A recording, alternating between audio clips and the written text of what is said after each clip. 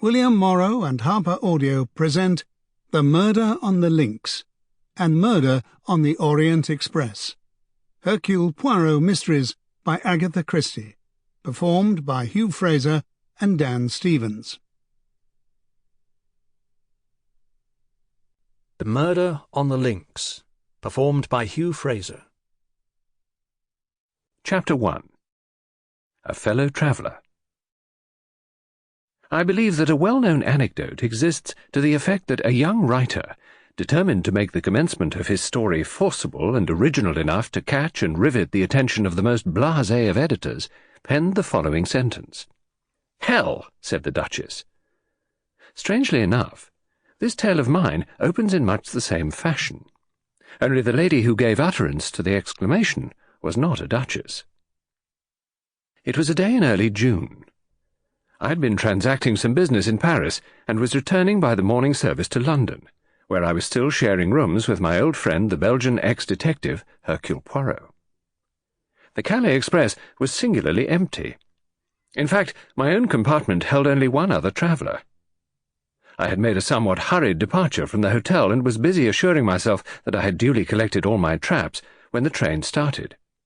Up till then I had hardly noticed my companion, but I was now violently recalled to the fact of her existence. Jumping up from her seat, she let down the window and stuck her head out, withdrawing it a moment later with the brief and forcible ejaculation, "Hell!" Now, I am old-fashioned. A woman, I consider, should be womanly. I have no patience with the modern, neurotic girl who jazzes from morning to night, smokes like a chimney, and uses language which would make a Billingsgate fishwoman blush. I looked up, frowning slightly, into a pretty, impudent face surmounted by a rakish little red hat. A thick cluster of black curls hid each ear. I judged that she was little more than 17, but her face was covered with powder, and her lips were quite impossibly scarlet. Nothing abashed, she returned my glance and executed an expressive grimace.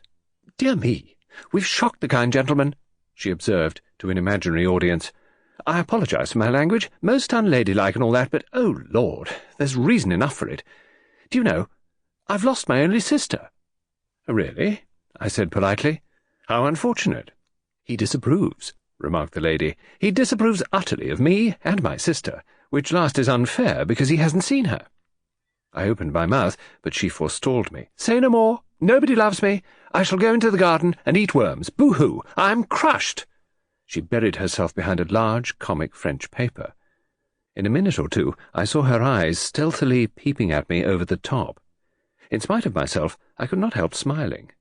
And in a minute she had tossed the paper aside and had burst into a merry peal of laughter. "I knew you weren't such a mutt as you looked," she cried. Her laughter was so infectious that I could not help joining in, though I hardly cared for the word mutt. "There, now we're friends," declared the minx.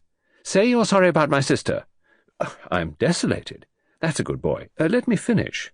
I was going to add that, although I am desolated, I can manage to put up with her absence very well." I made a little bow. But this most unaccountable of damsels frowned and shook her head. "Cut it out. I prefer the dignified disapproval stunt." "Oh, your face! Not one of us," it said.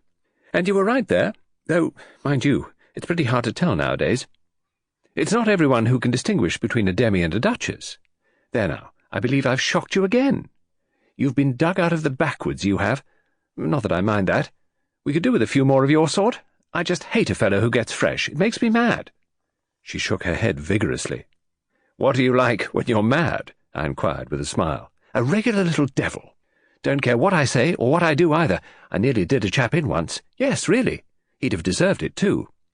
"Well," I begged, "don't get mad with me." "I shan't. I like you. Did the first moment I set eyes on you. But you looked so disapproving that I never thought we'd make friends."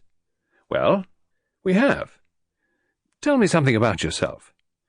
"I'm an actress. No, not the kind you're thinking of. I've been on the board since I was a kid of 6, tumbling." "I beg your pardon," I said, puzzled. "Haven't you ever seen child acrobats?"